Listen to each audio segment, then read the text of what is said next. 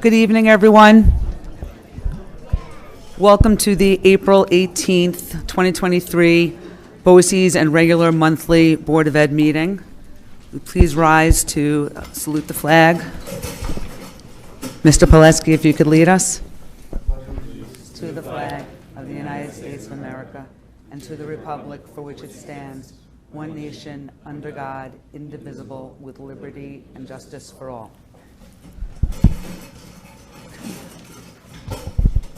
Roll call. Mr. Belmont and Mr. Murray are not in attendance tonight. Approval of the minutes. If no one has any comments or changes, may I have a motion to accept the minutes of the March 1st, 2023 budget work session? Mr. Lunar, second. Mr. Pileski? Okay. All in favor? Okay. If no one has any comments or changes, may I have a motion to accept the minutes of the March 8th, 2023 regular meeting? Mr. Pileski, second. Oh, Ms. Danino, you're abstaining, right? Okay. Second, Mr. Lunar. All in favor? Art Gallery, Mr. Coons. The Burn-Seiderman Gallery is proud to present Pattern Palooza. Tonight's colorful display is brought to you by Ms. Goulet and her fashion and clothing classes. Most of the work on display was produced by the second-year fashion students. The main display on the spinning pedestal in the center of the gallery represents a color wheel. Each student chose a color and made a fabric bowl and book. Other items were added to enhance the tablescape. On the right wall are handbags that were made using a commercial pattern. For each bag, 3 fabrics were chosen to coordinate or contrast. Displayed on the dress forms are mixed media image transfers. The students used beads, embroidery floss, felting techniques, paint to embellish their image. Additionally, you will notice needle books in the front right section of the gallery. They are custom designed and are outfitted with pins, needles, seam rippers, buttons, and mini scissors. Needle books were popular in the 1800s and continued as a trend until the 1950s. They were designed to hold sewing notions and specifically a variety of needles for the individual. They were typically made of scrap fabric and are little works of art. Students first researched the item and then designed their own. These will come in handy for any future mending or sewing needs for years to come. On the left wall are collage creations based on the work of Joanna Goodman. She is a New York-based digital collage artist who creates playful, surreal fashion figures. Her collection is called Imaginary Beings.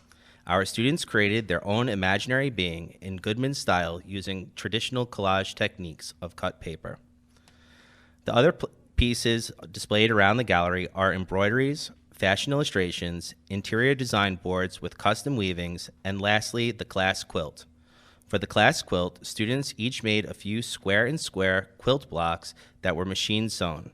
They were then sewn together in strips and layered with batting, and backing was added to complete the blanket.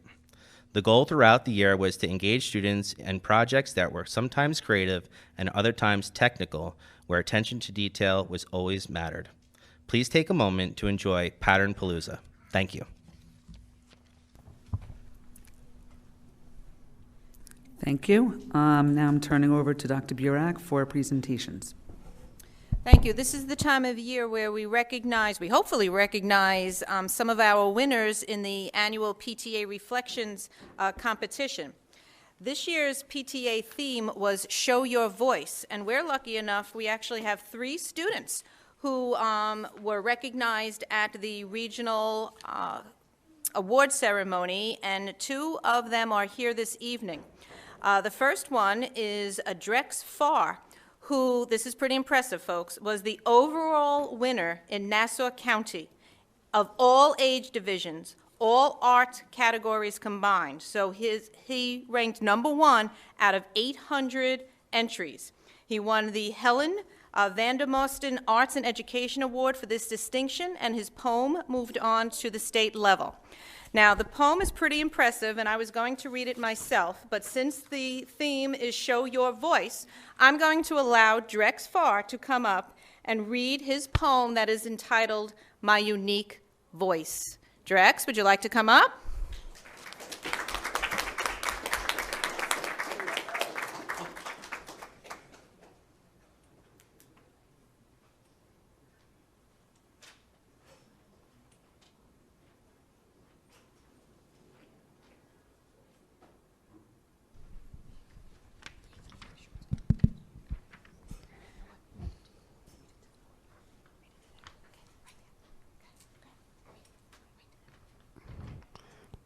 I show my voice and rhythm and rhyme, and music and art and the things I design.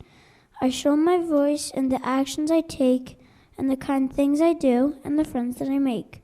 I show my voice in the things that I say, and how I give support in the way that I play. I live my life with a voice strong and proud. Even when I'm quiet, my voice is still loud. But then I'm in school and my class has to write. I search for my voice, but it's nowhere in sight. My voice is in my brain, but it's locked in a cage. I can't make my words go onto the page. My voice is only shown, it's not something I can write. My brain versus my hand, it's always a fight.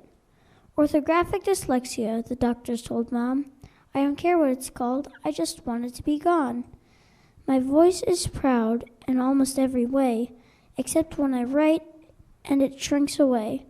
My voice is strong in my action and my word, but on computer or page, my voice goes unheard. But as I come down from my frustrated rage, my voice in my ears saying, look at this page. The words in my heart actually made it out. My brain pushed away all my fear and self-doubt. So maybe I can write this voice of my own. It must be true because look, I wrote this poem. Show your voice, you say, and I push away my fears. This page says it all. My voice perseveres. Wow. Thank you. A standing ovation. Do you know how impressive that was for not only him to write that, but to speak it in front of everyone? That was absolutely, we are very, very proud of you. You should be very proud of yourself. Okay? Wait, I have something for you. Come over here. I'm going to introduce someone else, okay? Wait, one minute.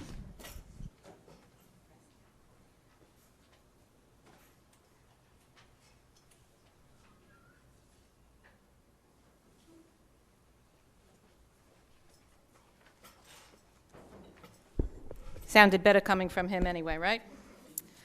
Our next winner, and by the way, Drex is from West End. Our next winner is from Marion Street, Zane Gafour, who is recognized as a Nassau County finalist. Same competition, his photography, where he's holding an abacus like this, and it's entitled, I Am a Math Expert. So he's very proud of himself with his math abilities. We're very proud of him and that he just demonstrated that in a photograph. So congratulations for being a finalist at the Nassau County PTA Reflections.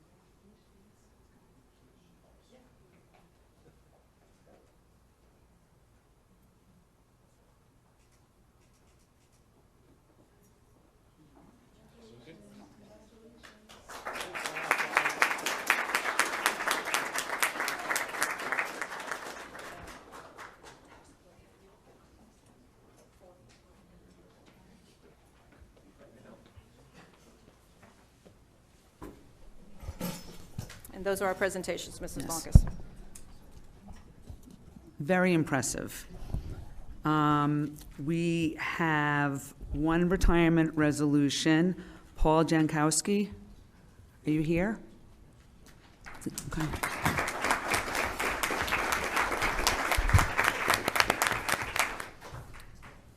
Whereas Mr. Paul Jankowski, member of the Facilities Maintenance Staff at the Lynbrook Union Free School District, has announced his intention to retire effective the close of business on June 23, 2023, after 22 years of service to the administration, faculty, and students of the Lynbrook Union Free School District.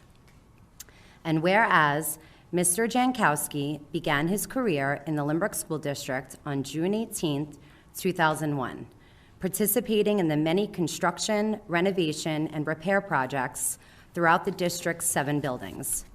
Projects including restroom construction, nurse's office construction, and classroom renovations were always completed to a professional standard thanks to the hard work of Mr. Jankowski. And whereas the Board of Education wishes to thank Mr. Paul Jankowski for his service to the Lynbrook School District and wish him a happy and healthy retirement with his wife Michelle, his daughters Caroline and Kelly, and his 2 grandchildren. Now, therefore, be it resolved that the Board of Education hereby accepts the resignation of Mr. Paul Jankowski, effective June 23, 2023, for the purposes of retirement, and wishes him all the best in his future endeavors.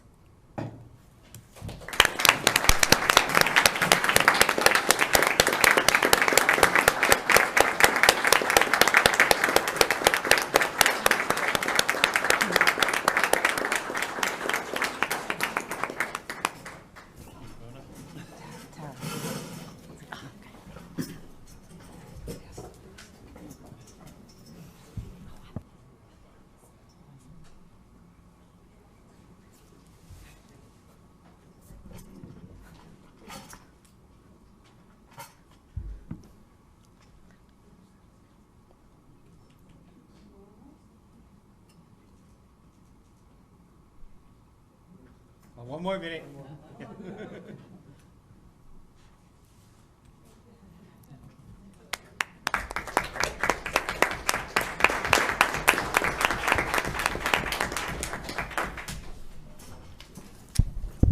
We also would like to welcome 2 new teachers.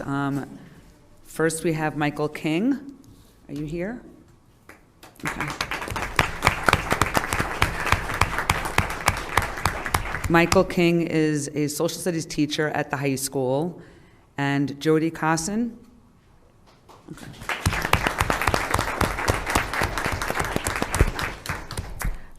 Jody Cosson is a music teacher at West End. Welcome to the district.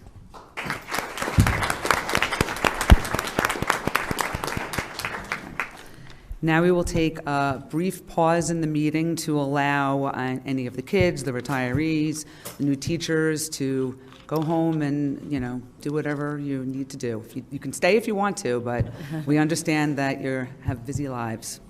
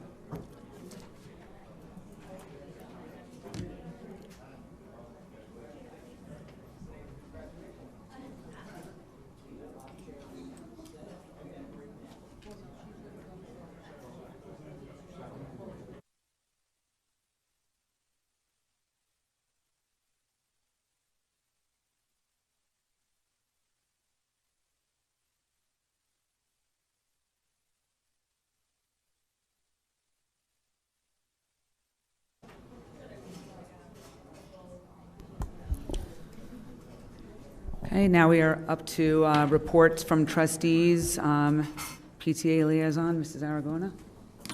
Yes, so the Lynbrook Council of PTAs is having a free concert clothing swap.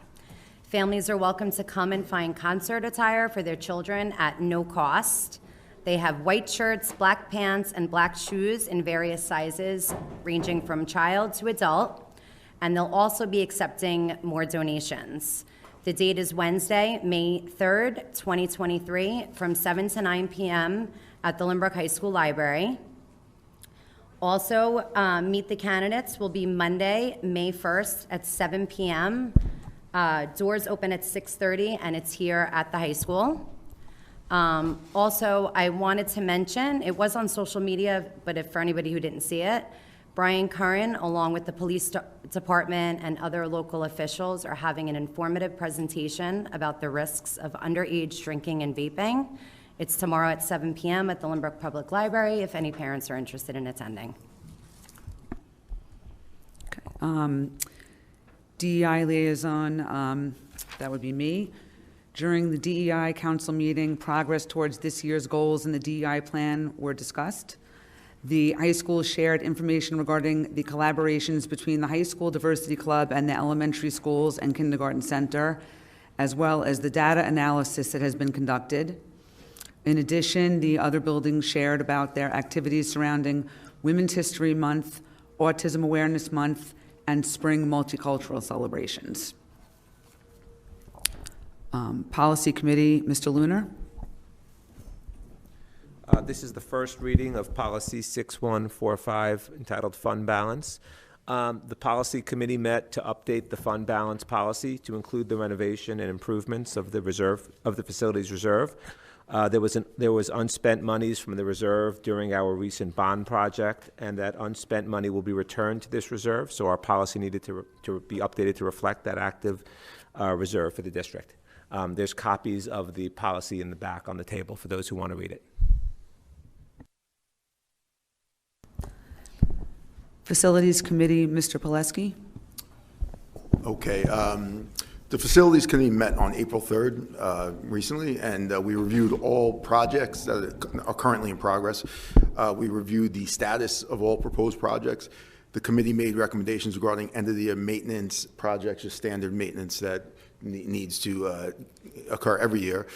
There is a concern regarding the turf projects being delayed at the state level. The plans were sent up in a reasonable amount of time, and the state is most certainly dragging their feet in getting those plans back to us. So, and it's not just about the turf. There is a lot of stuff that goes into those projects, including the safety measures that we put forth by reworking the parking lot at Marion, which we feel is slightly a concern. So the state is definitely not getting back to us in a timely manner. So we, as a board, would like to get some local legislators involved, and maybe Brian Curran, a call to him would be sufficient right now to get the ball rolling, because it doesn't seem like they have any interest in getting this back to us in a timely fashion.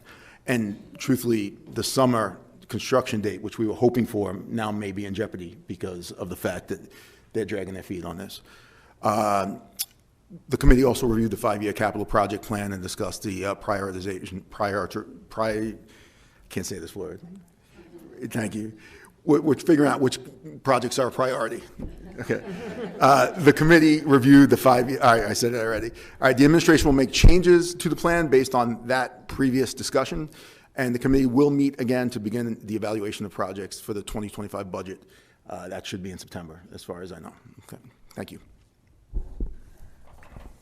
Does anybody else have anything to report? Attendance at any events? Last month, it seems like ages ago, because we had a break in between, the high school put on class night. For those who are unfamiliar, the class night's a really unique experience at Lynbrook. Each of the 4 grades in the high school is charged with putting together their own. It's a skit, but it's more than a skit. There's dances. There's a boys' dance, a girls' dance, a couples' dance. I think there's a kick line dance.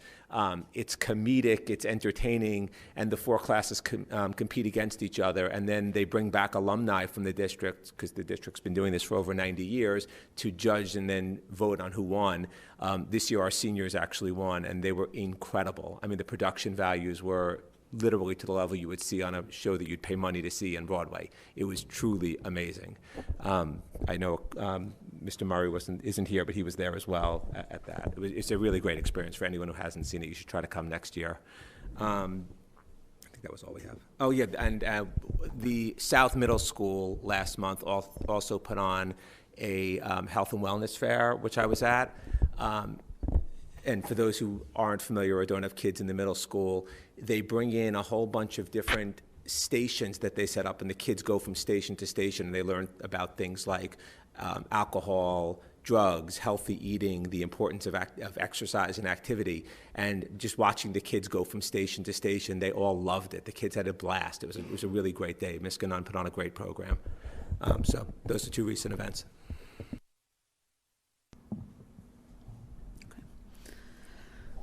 Old business, we have nothing to report. For new business, I'm going to turn this over to Dr. Burek. Sure. The district is not eligible for many grants, but when a grant comes along, we try to hop on it, especially if it's something in conjunction with BOCES, where we can get state aid to help offset anything. But we recently partnered with BOCES for a Smart Start technology grant, where it provided professional development for some of our teachers. And Mr. McDermott, when the information came his way, he jumped to it right away and gathered teams from our different elementary schools. I'm going to turn it over to Mr. McDermott just to explain a little bit more, and then he's going to turn it over to one of our teachers who participated in it.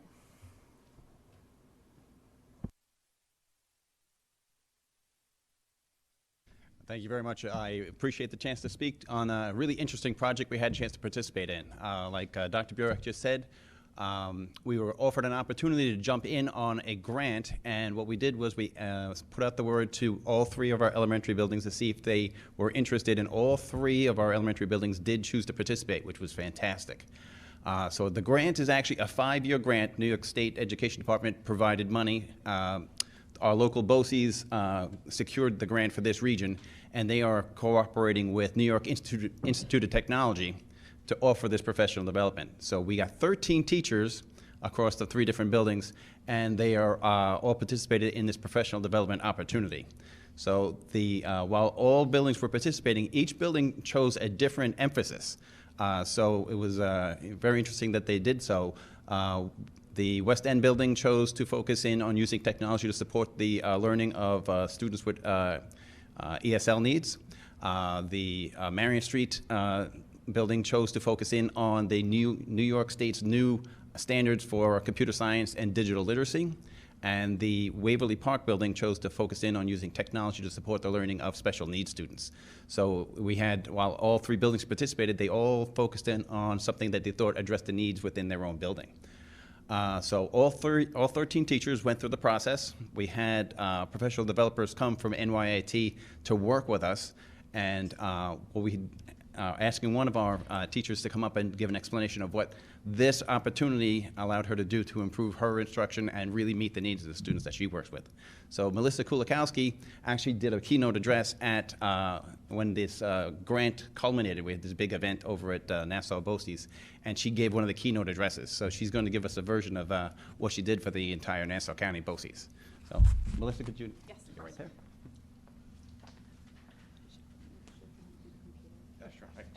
Thank you.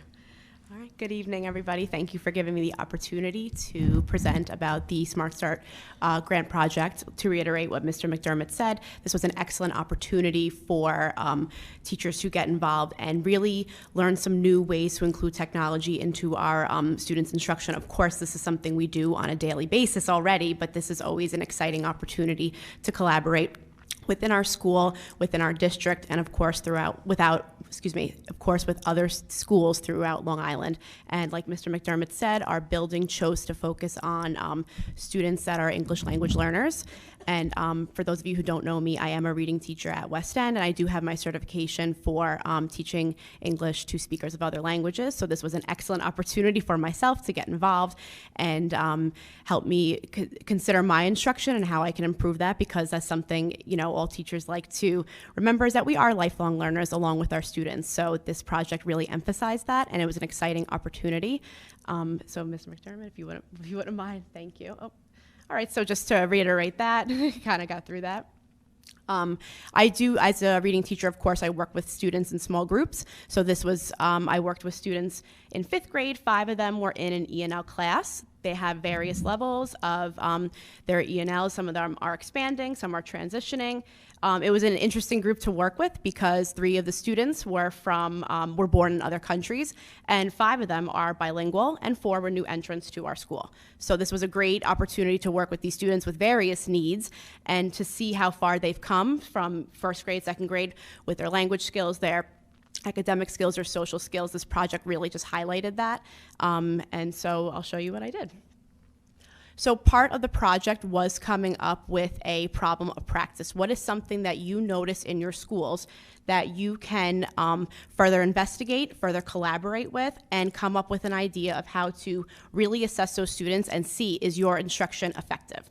So once again, things we already do on a daily basis at Lynbrook, but just another way to look at it and analyze it in a different form.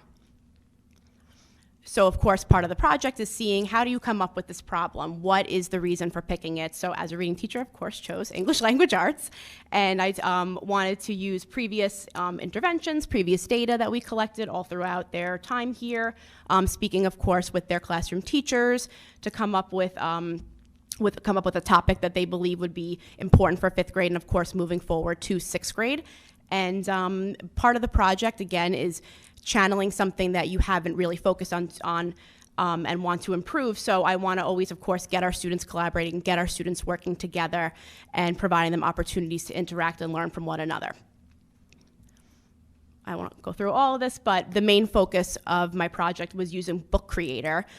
Book Creator is a fantastic tool that we are fortunate enough to have offered to our Lynbrook students. It's on our class link.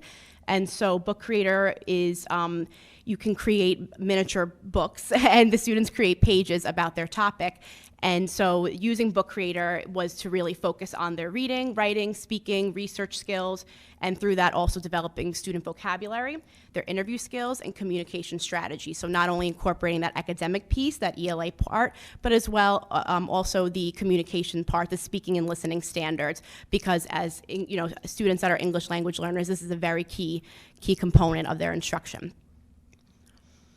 These are just additional academic skills that were addressed. Their I can statements, there was a variety of them. The I can goes for the academic as well as the technology pieces. I used a variety of platforms that the district offers, such as Flipgrid, Book Creator, and Padlet to get them engaged, to get them learning from one another, as well as to assess what they have learned and use that assessment then to drive my instruction and see, was my project effective? Do my students need additional instruction in this topic or are ready to go forward? Also coming up with effective questions, doing the project, and coming together from their research and putting it into this project. So I'll show some examples in a few. Definitely not going to go through all that. But, however, this was part of my BOCES project. So the students were introduced to the topic, and they were using Flipgrid to explain this topic in their own words. They worked together in partnerships to come up with identifying nonfiction and biographies. Biographies was my key, was my main focus of this project. So they worked together, and of course we incorporated ELA skills such as graphic organizer, sentence stems, and research through online platforms, books, and articles. So they were then tasked with coming up with a historical person that they would like to research more. They use research skills through various platforms to come up with a book to create for their famous person. And here are some examples coming up. Oh, sorry, keep going, Mr. McDermott, if you wouldn't mind. These are some of the PowerPoints I use and the sorting activities that we use so I can, again, informally assess how they were doing throughout the project. We also did a Flipgrid. I decided to not include it for this part. And there's a graphic organizer to help them with their research. Here are some of their examples on Book Creator. They were able to then take their information from the graphic organizer and put it into their books. The student chose, of course, Abraham Lincoln, and we focused on the nonfiction text features. So they were able to take what they learned from the first lesson and put it into the lessons as we continue going forward. Then the second phase of the project was taking these skills that they learned through research, through biographies, their ELAs, and putting it now towards them. So this was an exciting part of the project for the students in that they were partnered up and they did interviews on each other. So we brainstormed questions that they would like to ask, and we talked about why interviews are important, how do they help authors, what is the purpose. We brainstormed questions and came up with some solid questions that they would like to ask each other, and then we interviewed each other, which was an exciting part for them, and then took that information to create biographies about each other. This was the graphic organizer they used with their questions that they came up with.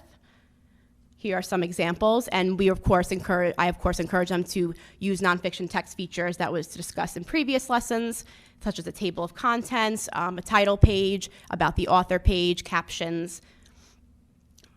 Here's some more examples that they'd like to include, fun facts about each other. Here are some of the nonfiction text features they included. And a key part of this professional development opportunity was really looking at assessments that we use. And so often we are stuck in the idea of assessments that have to be paper and pencil, but there's so many creative ways we can informally and formally assess our students through not just worksheets, but using something as Flipgrid, using these interviews, and using these projects to really assess how they are coming along with this topic. So this really opened my eyes even more so to all the wonderful technology tools we have available in this district for our students and how we can use them not only for projects but to assess and then further drive our instruction as teachers. And then this was again part of my presentation. So another key component of this project was to reflect and think about what worked, what didn't work, what will we do different next time, how can we share this with our school, how can we share this with our teachers so they can, of course, use this project and use these ideas as well. So this was definitely important for myself to think about what other differentiation tools and strategies could I use, what could I offer to the teachers I work with, how could perhaps a first grade teacher do this type of project with their students. And Mrs. Murray, our principal, had me talk about this at our faculty meeting a few months ago, and I have seen quite a lot of teachers using Book Creator for so many different projects, whether it be fiction, nonfiction, or something academic related. And so it's an amazing project. So it gives you an opportunity to talk within your school and really share these ideas. And overall, it was definitely a success, and I'm very, very fortunate to have participated in it. And I look forward to seeing what other teachers do next year with it. Thank you. Thank you. First, thank you for volunteering. So she was a volunteer to participate in this, and as you can see, she was an excellent participant and eager and willing to share with others, which was part of it. But our group from all three buildings were so excited about this that we have accepted and have been accepted to participate in the grant next year as well. Excellent. So not every district has been given an opportunity to do it 2 years in a row, but Lynbrook is one of them. So we're very happy. And I please, just have a thank quick you. question. Absolutely. Can you explain quickly what Flipgrid and Padlet? Absolutely. Do you want to? Book Creator, I think I could figure out. Okay, excellent. Yes. So Flipgrid is kind of an online platform where students can make videos of themselves answering questions. So my question was, I gave the students kind of like an exit ticket with 2 questions of, can you explain biographies in your own words? Why would an author write these biographies, and what type of nonfiction text features would they include? So that was their sentence stem. They get online, and the video faces them, and then they talk about it. And it goes on to, of course, a private and secure teacher dashboard where the questions posted, and then the students' videos come up. And the students have the opportunity, you can turn it on and off, if they would like to comment on videos, on their friends' videos, and further add to that discussion. So it's kind of like an online video dashboard. Am I giving it justice? Okay. And Padlet is similar, no videos. It's kind of like sticky notes, where again, I pose the final assessment question at the top, and students added in a sticky note response, and I could see what they wrote, and it's kind of like commenting. So again, a video way to assess, as well as a sticky note, just different ways. Instead of the paper and pencil, now they get to type, comment, build on each other's responses. And all 3 were very crucial in this couple week project. Thank you. Anything else? That particular format is good for students who have trouble communicating. So they could just verbally speak to the camera and share their learning, when sometimes expressing themselves with a written word is a challenge. So this allows them to demonstrate knowledge. Yes, and it offers opportunities for teachers to add differentiation, such as visual support models, sentence stems, because for our students, especially the English language learners who I did focus on, those are extremely beneficial for them. So if they were afraid to speak into the camera and post their video, using those tools that I already put in definitely made them successful and more confident in doing so. Thank you very much. Thank you.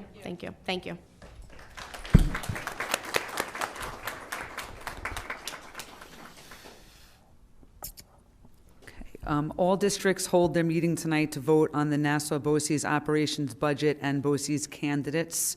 The first resolution is 2304G9, the BOCES operation budget. Whereas the Board of Cooperative Educational Services of Nassau County, hereinafter Nassau BOCES, has proposed and presented its proposed administrative operations budget for the 2023-24 school year, July 1st, 2023 through June 30th, 2024.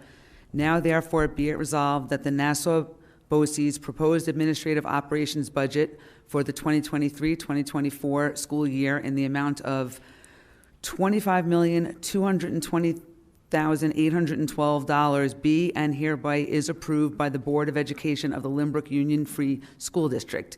May I have a motion to adopt this resolution? Mrs. Aragonis, second. Mrs. Danino, all in favor? Resolution 2304G10, BOCES candidates.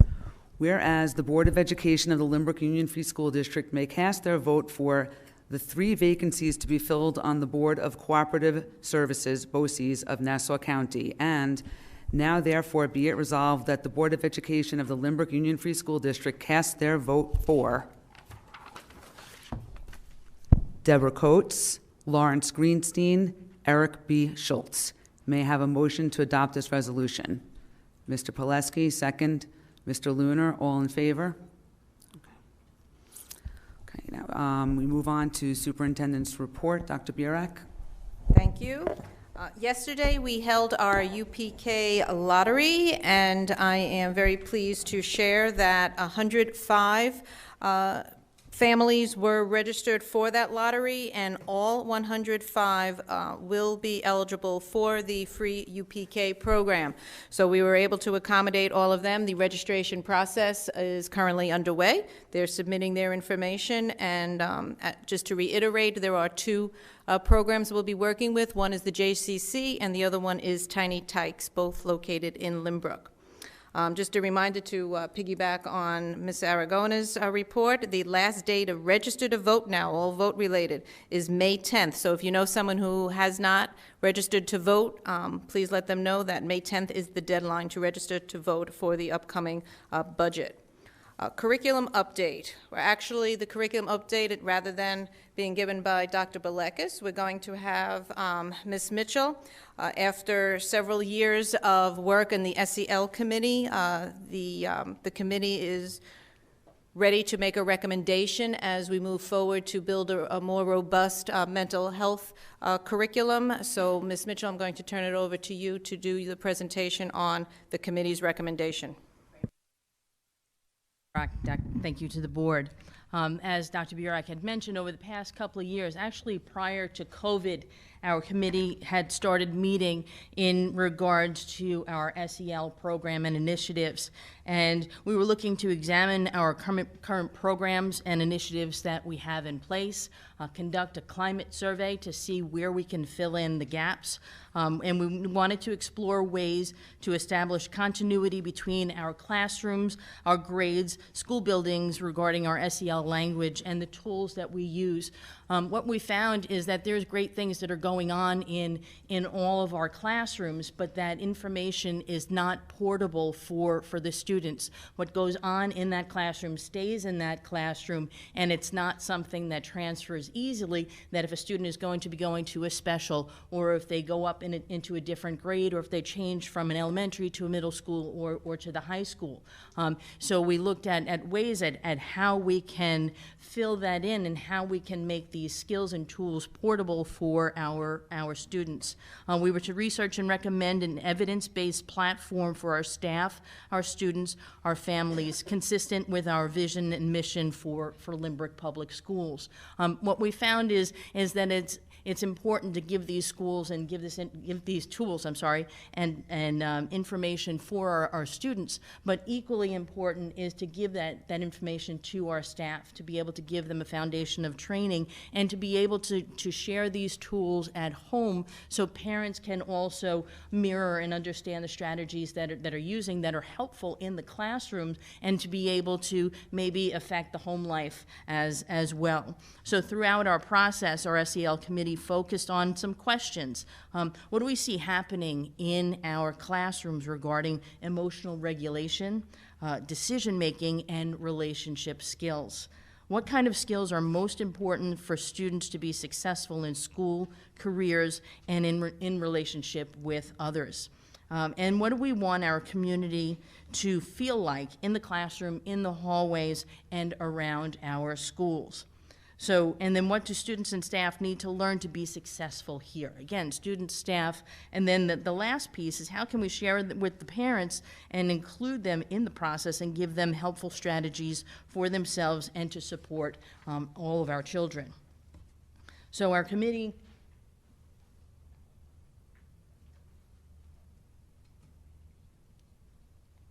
There we go. Our committee examined a couple of different programs and selected Ruler. And Ruler is an evidence-based approach to social emotional learning that supports the entire school community in understanding the value of emotions, building emotional intelligence skills, creating and maintaining positive climates, and a systematic approach for beginning with training with teachers, staff, leaders, and then continuing and expanding to students and parents. So the focus is the staff and the teachers first, and then let them be able to embrace it, let them be able to work with it, and then to bring it to the students. With Ruler, emotions matter. And research has shown that emotions influence attention, memory, and learning, decision-making, creativity, mental and physical well-being, and the ability to form and maintain healthy relationships, academic and workplace performance. So wherever you go, social emotional skills are with you. It's not something that a kid is in the middle of math class is not going to bring who they are and what may be going on in their lives as well. And even as adults, we all have life and life experiences. We have stressors, we have responsibilities, we have things that bring us joy, we have things that weigh down our mind. And being able to be aware of that and be able to reflect that if I'm somebody who is feeling stressed and I'm in front of a classroom, then I'm conveying that kind of energy to my students, and vice versa. If a student is feeling stressed, they're going to be able to demonstrate that in a variety of ways. Sometimes healthy, sometimes not so healthy. The platform includes Ruler skills. So Ruler is an acronym that is R for recognizing emotions in ourselves and in others, U, understanding the causes and consequences of our emotions, L for labeling our feelings with a nuanced vocabulary. Vocabulary is important because how a student or how a child or how a person is going to describe emotions in kindergarten, first, second grade is going to look different as a student is in third, fourth, fifth. Certainly as they get into middle school, it becomes more sophisticated, and then as young adults moving on into life. So you want to have something that is flexible and adaptable that is going to grow as a student grows. And then R for regulating and using helpful strategies. It's one thing to understand your emotions, know that you're having an emotion, but also knowing the time and place to be able to convey that emotion.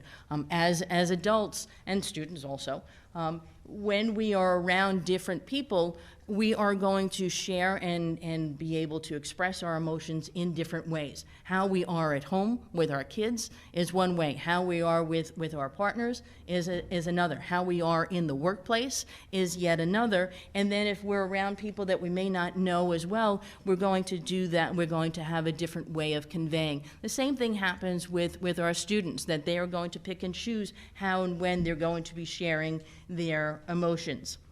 The Ruler approach includes Ruler tools, which one is a charter, which is a joint mission statement designed to build and sustain positive emotional climates by creating agreed upon norms for how people want to feel and how they can help each other in this shared space. So each individual classroom and the school as a whole creates their own charter. What is it that's important for our students? What is it for the people that are part of our community to be able to have and to be able to include in this shared space? A mood meter is a colorful graph quadrants that enhances the social awareness and supports the development of nuanced emotion vocabulary and strategies for regulating emotions. it wasn't part of the slide, but it's usually, you've seen the 4 color codes, blue, red, yellow, and green, and that represents different feeling emotions, and they are in different variations. So you're going to start out that I'm feeling a certain kind of way, and then, but there's varying degrees of that same kind of emotion. You can have happy, you can also have joyful, you can have elated, you can have something that is a progressive way of being able to share how a person is feeling in a particular moment. Also recognizing that emotions are fluid, that how you feel right now is going to feel something that a little bit different 5-10 minutes from now. Perhaps you're feeling a combination of emotions, and how that is going to affect your ability to be able to learn and attend to your daily tasks. The meta moment is a 4-step process for responding to emotional situations with strategies that align with one's best self and supports healthy relationships and emotional well-being. So, what is it when I'm at my best? What does that look like, and how can I foster that a little bit more? The blueprint is a guide for effective problem solving that supports the development of empathy and conflict resolution skills through reflection on conflict and restorative practice. Again, I'm recognizing that I affected you. It's not only my behavior, but my behavior affected the community that I am a part of. And how can we restore that? How can we bring that back together? Evidence for Ruler notices positive shifts in school climate, enhanced academic performance, better quality relationships, and less bullying and aggressive behavior. This is our Ruler roadmap. So in year 1, or the beginning, we're going to equip a small team of 3 to 5 from each school to lead Ruler implementation at their schools. So these teams have been identified. We have 5 people from each one of our buildings, and then another combination group. So we have 40 people that are set to be trained in this spring. Staff and personal development, school teams that attend Ruler training will spend 1 year supporting the faculty and staff learning the Ruler skills and tool. This is a slow rollout. This isn't something that we're just going to flip a switch and we're going to have it ready to go in September. We're literally spending that first year to be able to ruminate and be able to just get comfortable with the Ruler skills, the modules, and the philosophy of what Ruler means. Then in year 2 and beyond, then we're looking at the classroom instruction and family engagement.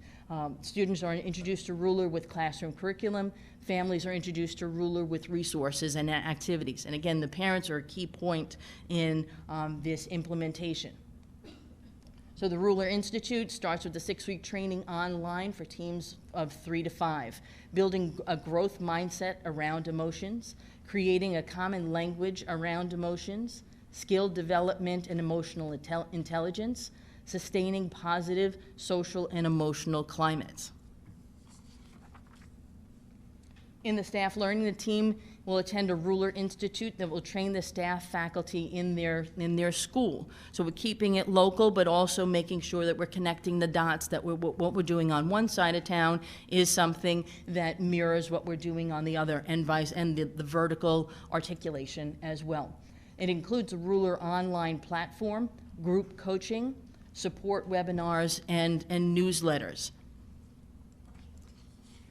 This is our implementation and training timeline, and much of this has already started. So we started in spring of 2022 with the district-wide climate survey for students, staff, and parents.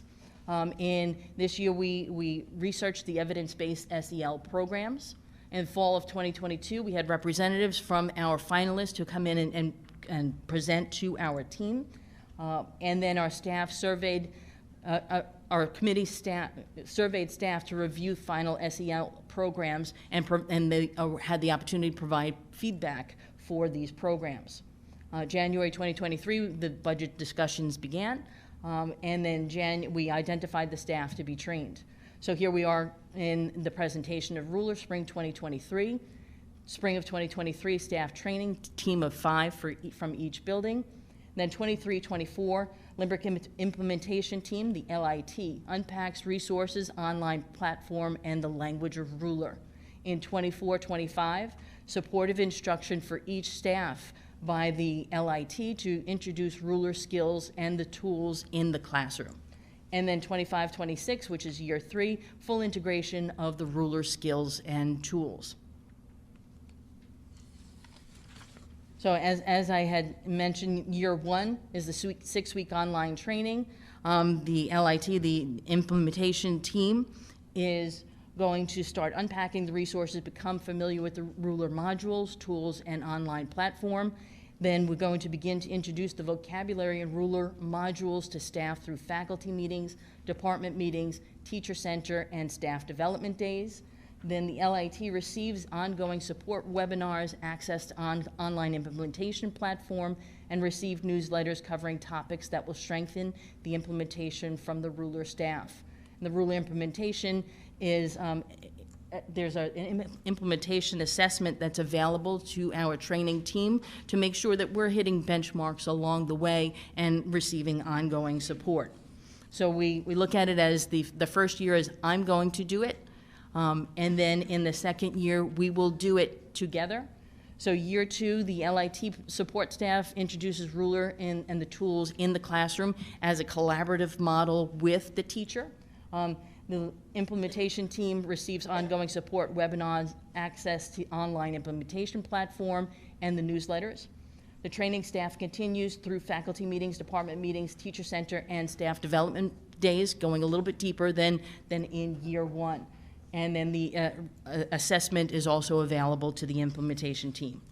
So in year 3, this is where the teachers are taking the information that has been given to them, and they are more independent, certainly with the support of the implementation team and the resources that are available through Ruler to be able to fully integrate this as part of the program. The interesting thing about Ruler is that it's not something that is separate and apart from our instruction. It actually gets embedded into the instruction and into the lessons and into the curriculum that we have available. So it's not like we're going to have, here's a 40-minute time for SEL. Those SEL lessons and those SEL initiatives are going to exist where a child exists, are going to exist where the staff exists, are going to exist where humans in the building and part of our community are going to be. So that's something that's really important when you have a kid that may be going to a special, or you have a kid that's on the during recess and coming back from recess. If you have your staff that is equipped to have the same kind of language and the same kind of tools, then there's a more seamless interaction with our students. And then parent communication. Parents are our partners. Ruler approach focuses on building community. Parents are our community. Parents will receive ongoing communication throughout the implementation process of Ruler, and Ruler skills are learned in the classroom are meant to be shared with our families so the strategies can be reinforced for our children. So a child doesn't have to reinvent who they are just because it's 3 o'clock and now I'm back at home. So the resources will be shared on school websites, newsletters, and PTA meetings.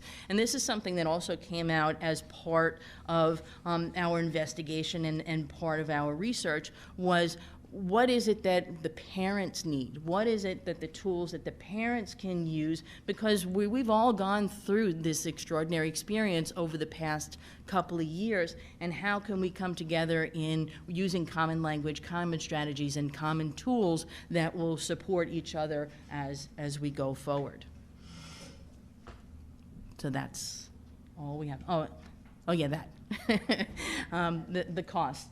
So the training team of 5, each team of 5 is $8,000 per team. We have 8 teams that are participating in the spring training, so it's a total cost of $64,000. And then in year 3, if we want to continue, we want to have ongoing training, certainly to onboard new staff members, maybe to just give a retooling, then that would be $1,000 per team to be able to continue that service. Thank you. Does the board have any questions or comments? I have a couple of quick questions. In year 2, is it introduced into the classrooms, and then year 3, it's completely in the classrooms? Right. In year 2, it's the implementation team supports the teacher in being able to get on board. So year 1, we're introducing the concepts and we're just keeping it a little lighter. Now we're in the classroom with you to be able to support that kind of initiative, and by year 3, the teachers will be more independent with that.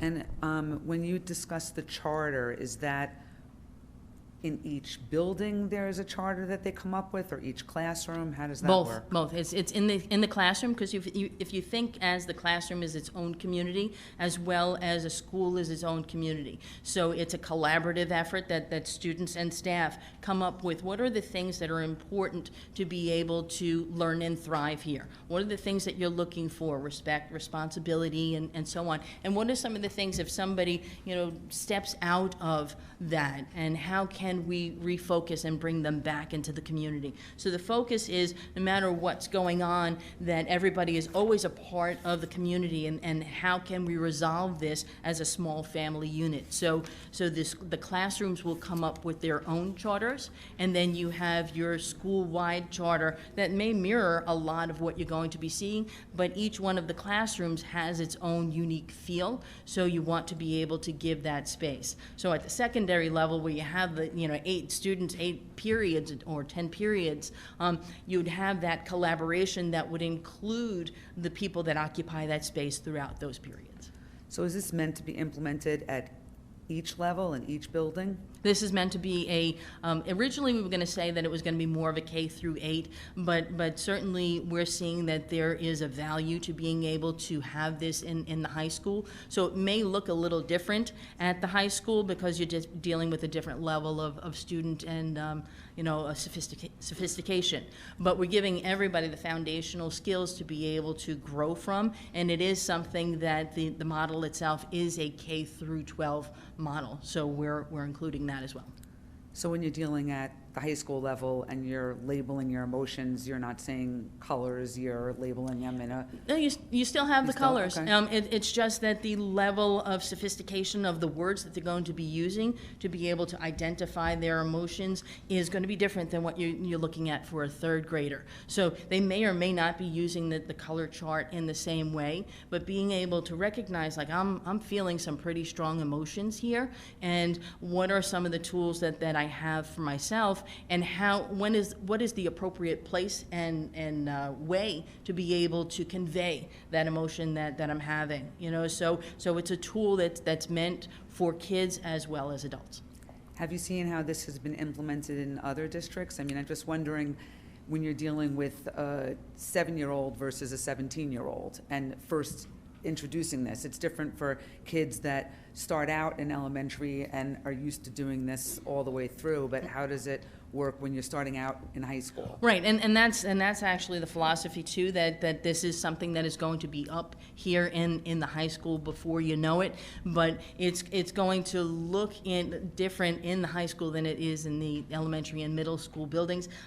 Massapequa was using it, Oceanside is using it. Oceanside, I think, has been using it for a dozen years now, and again, theirs is more at the 8th grade level, but what we're seeing coming back from the 2.5 years of the pandemic is that there is a gap in the development of where somebody would be normally. So somebody who's in a 9th grade right now is very much in a line with what may be for a 7th and 8th grader. So being able to fill in that gap and be able to give those skills is something that we see as critically important, and it's something that we see that would be a value going forward. So perhaps it's not fully implemented in the entire high school, but certainly having that as a transition year in that 9th grade, those students coming from the middle schools into the high school, that would be something that would be a footprint to be able to start it there and then let it to grow. All right.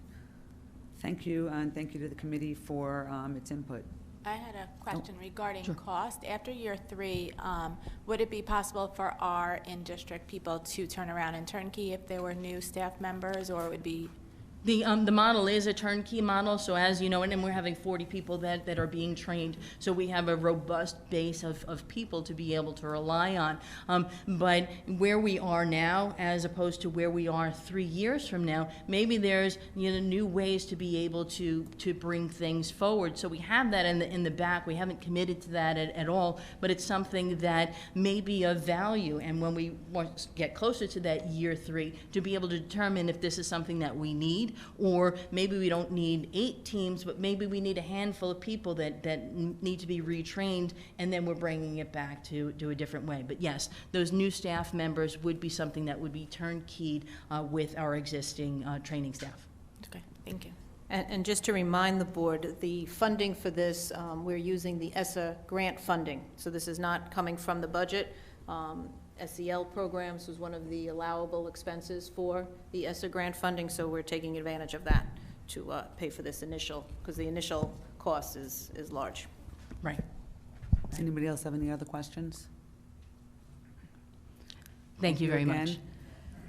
Again. If there are no objections, the board will adopt a resolution to authorize the use of the ruler program.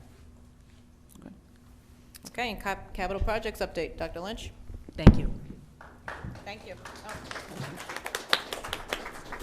So the capital projects, there are 2 actually. Those of you that live in the neighborhood of Waverly Park know that demolition has begun at the court project, so that has started. And then the high school library is about to move all its books out on May 15th, and that library project should begin right after testing ends. So those are the 2 current projects. As Mr. Pileski mentioned, we have had a delay in our 2 turf projects, the grounds at Marion Street and the north turf field coming out of the state, and so I heard clear direction from the board tonight that I'll be giving a call to our legislators tomorrow. So. That's it. Okay, I'd like to open up the floor for public comment. If you have any comments, please come to the mic and state your name and whether or not you're a district resident. Hi, everyone. My name is Candace Delacona. I'm a village resident, and I'm the parent to 3 kids in the high school, and I think many of you know why I'm here tonight.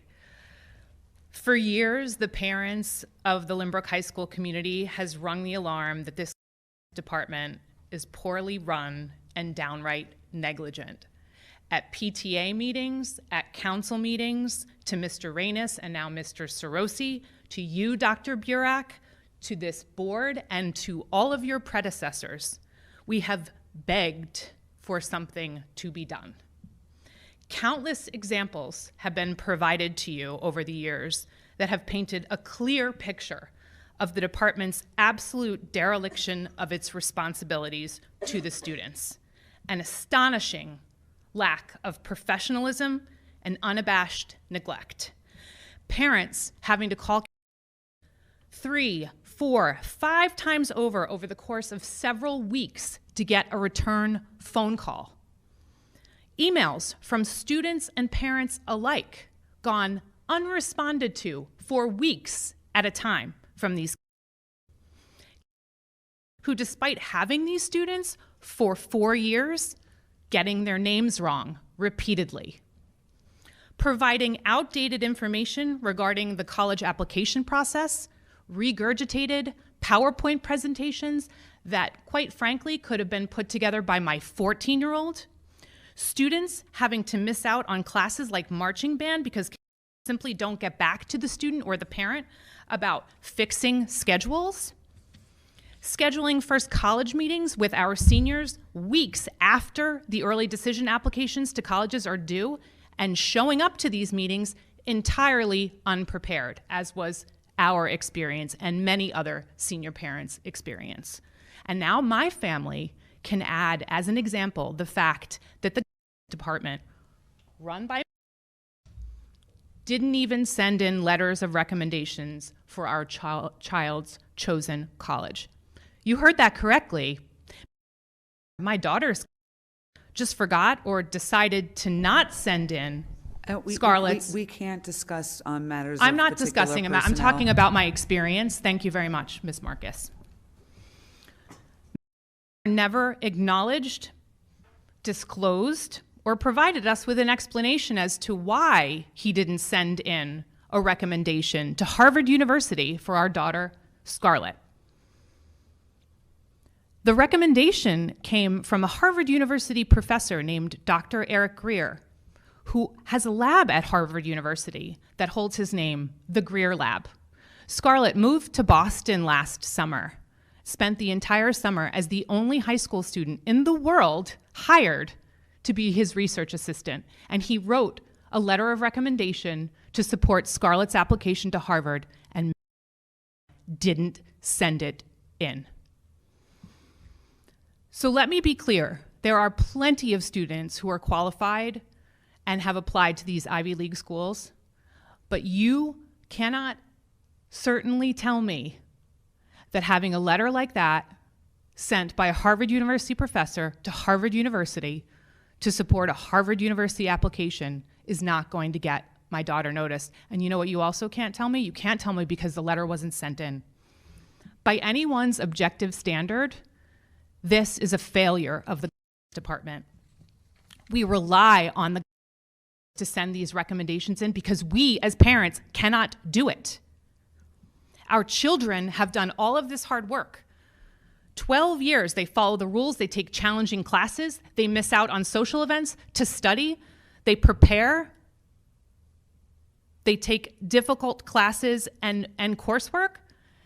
Some even move to Boston and spend the entire summer away from all of their friends and their families to work at a lab that will hopefully provide the experience that one would need to get them distinguished to apply to a school like Harvard. And the department can't even be bothered to send in the letter.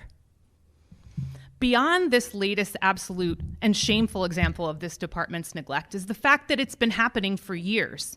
And I guarantee when finally gets around to reviewing what actually did for Scarlett and the 20 or so other students he was assigned to help this year, I'm gonna bet that Dr. Greer's recommendation also wasn't sent to Stanford or Penn or Brown or Berkeley or Northwestern either. I will go a step further and I will bet that this is not the first time that this has happened.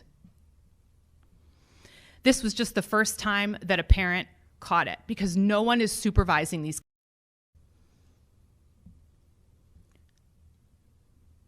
If this department continues to go on unchecked, staffed with careless and disinterested, it will continue to happen. There is no oversight, there is no accountability, there is no protocol in place to guarantee that what happened to my daughter won't happen to your daughters or sons.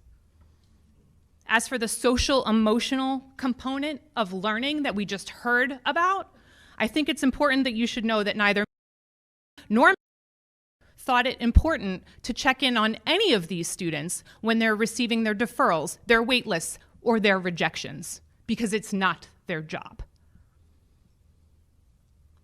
After what our community suffered in the last month, for there to be no phone calls after these decisions have been received, particularly when the decisions that were received are impacted by the department's own neglect, is shameful.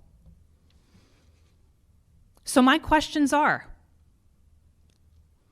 have we finally paid a high enough price having to endure this level of incompetence for the board to do something? For administration to do something?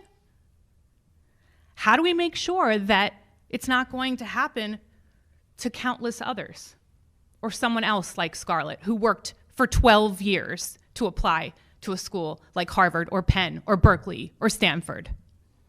And if Scarlett has to deal with the consequences of a lazy adult's abject failure to send in a simple letter after 12 years of her hard work, what are the consequences for who runs the department? What consequences will they face? I know the consequence that Scarlett has faced. Do you have any questions for me?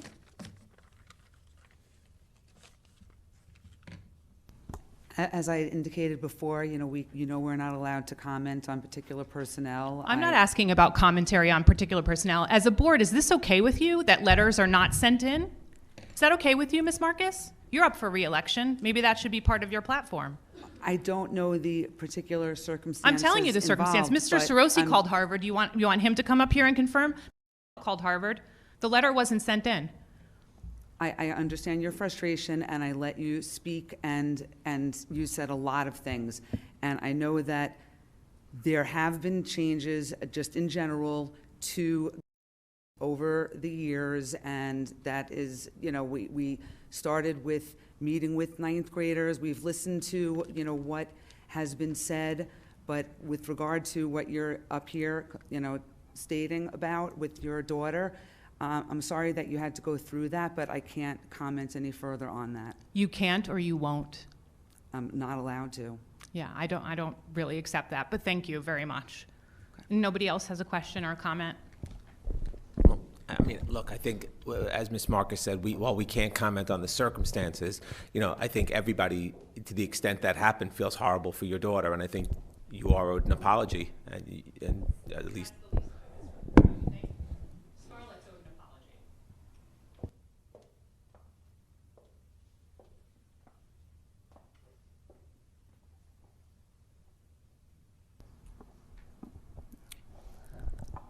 Okay. Seeing that there are no other public comments, oh.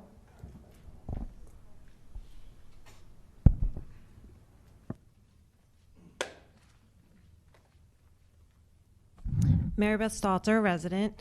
I just want to applaud Ms. Delacona for coming up here.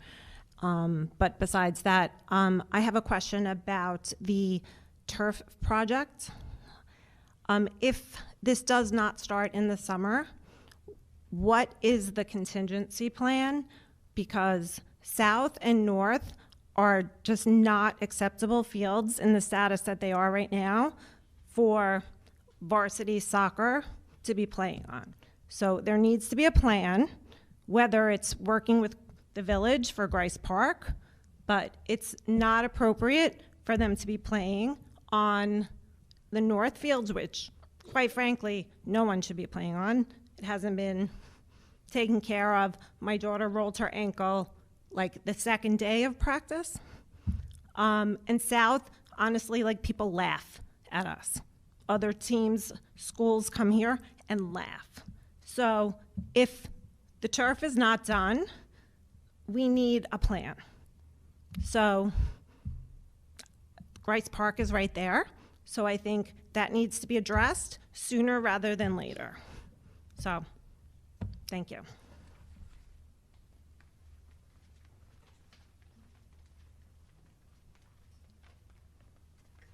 My name is Gina Lee. I have 2 kids in the district at Marion Street. I just wanted to come up and talk about armed guards and security and having it reevaluated. I know that we brought a security on in, I think it was the fall or in December, and we were going to look at it over a period of time, and then we were going to reevaluate from there. I know that gun control and gun laws and ARs is a very hot button, polarizing topic. It's not going to be solved. That topic is not going to be solved, obviously, at the school board level. And unfortunately, this is the world that we live in. We live in a world that there's numerous school shootings every single year.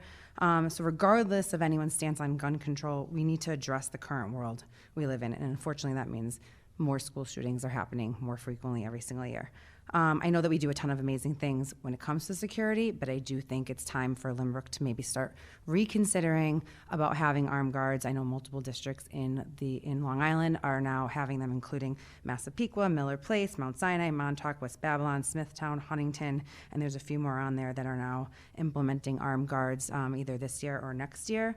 I know that armed guards is not a guarantee that will stop an active shooter, but it is one extra measure to have in place. Right now, quite frankly, the security guards that are sitting out there, they don't stand a chance if someone does pull up here with an AR or some sort of gun. They're sitting ducks, and so are our students and teachers and staff in these schools. I think that I hate the thought of this ever happening in our school district. I hate the thought of the fact that we even have to consider having armed guards, and this is a world that we live in. It's sad, but it is unfortunately the world that we live in. And while the state officials and federal officials figure out gun laws and all of that stuff, I think we have a duty to protect our students, since this is the world that we live in right now.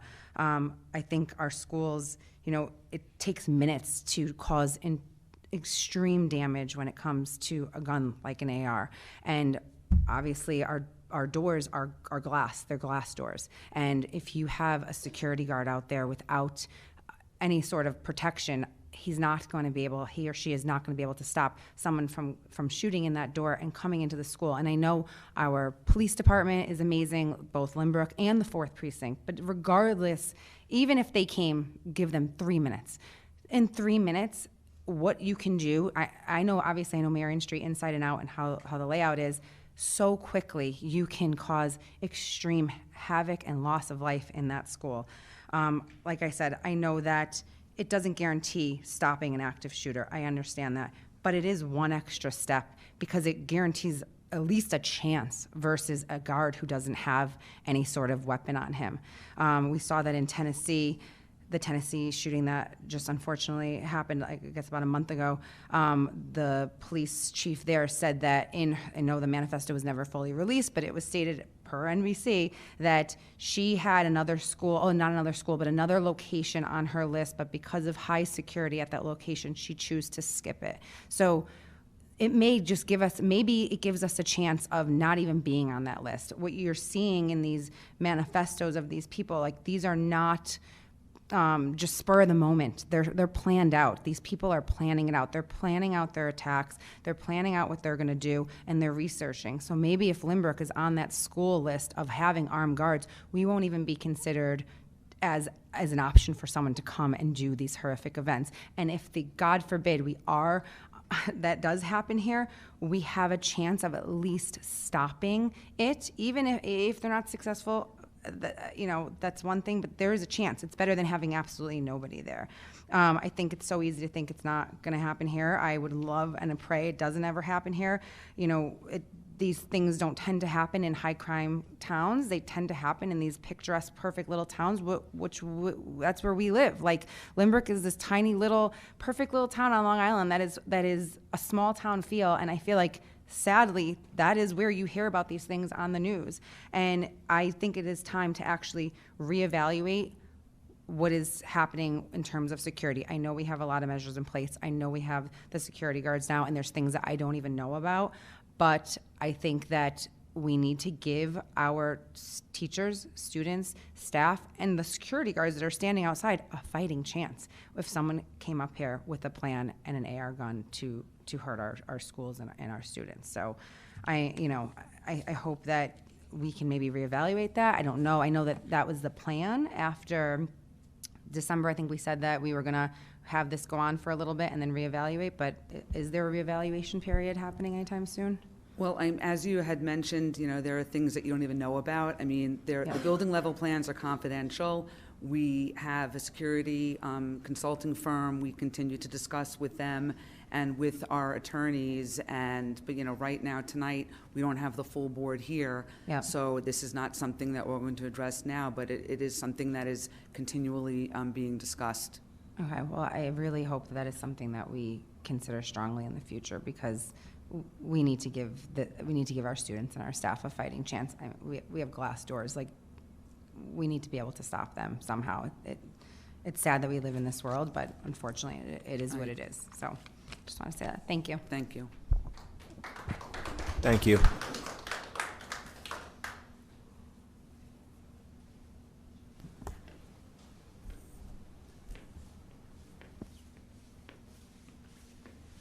Hi. My name is Kate Jennings, and I'm a sophomore at Lynbrook High School. And I didn't plan to come up here and speak today, but after hearing about what Candace was talking about, I think it's necessary to address this. I've known Scarlett for a long time, so a little biased, but I think it's unacceptable that a student of that level of intelligence, and she's worked so hard, that a letter of recommendation from a Harvard anything was not sent in. I just don't think that's acceptable. And I think that, respectfully, all of you sat in this room and didn't have anything to say to her was a little unacceptable. And I think that there should be something done about this, and not that the department has been changing and there's been things to be done. There's things to do now based on what Scarlett said and based on what other students have obviously been going through since she came up here and said that. And I think it needs to be addressed immediately, because keeping these kids from their futures it's not really a good look. And I think if this school is the future of this perfect town, then there needs to be more done for the students here, especially the seniors, and especially Scarlett. That's all for me.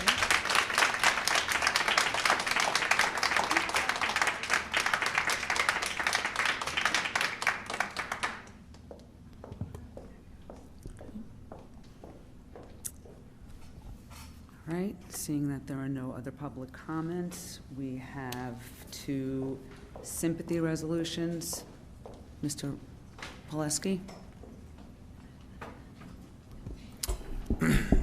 Whereas the members of the Board of Education of the Lynbrook Union Free School District have learned with sorrow of the passing of Alfred Peterson, former employee in the Lynbrook School District. And whereas Alfred Peterson served as principal at South Middle School for 15 years from 1969 to 1984. And whereas the Board of Education is mindful of the contributions made to our district by Alfred Peterson during his years of service to our community, be it resolved that the Board of Education records its sorrow, its sympathy, and the esteem in which Mr. Peterson was held, and be it further resolved that a copy of this resolution be sent to the family of Mr. Peterson with the hope that they will find solace and comfort in the rich heritage of good works for which he is remembered and revered.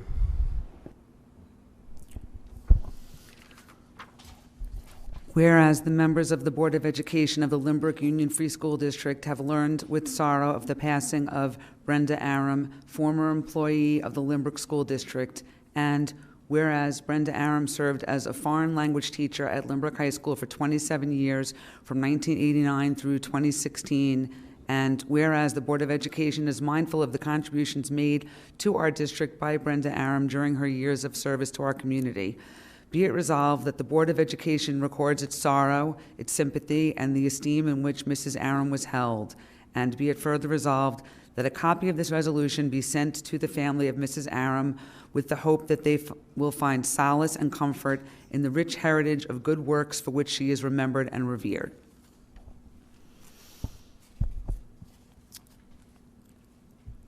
The board would like to gratefully accept and acknowledge the following donations.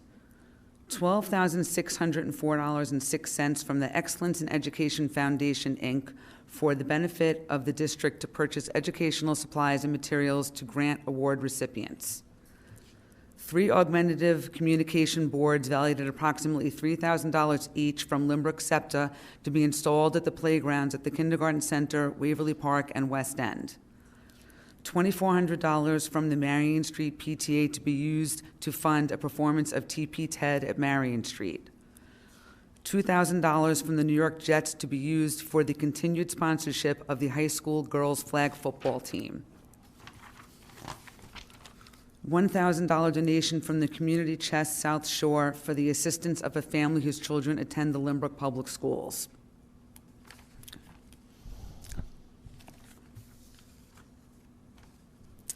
Moving on to superintendent's recommendations.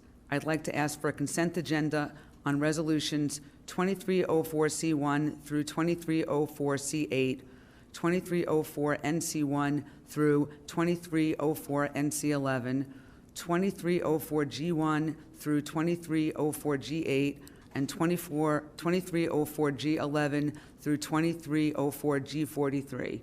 May I have a motion? Mrs. Aragon, a second. Mrs. Danino, all in favor? May I have a motion to accept the consent agenda? Mr. Pileski, second. Mr. Lunar, all in favor? Okay. May 3rd is the budget hearing and regular meeting. Thank you all for coming and attending tonight. I would like to ask for a motion to adjourn. Okay. Mr. Lunar, second. Mr. Pileski, all in favor? Okay. Have a good evening.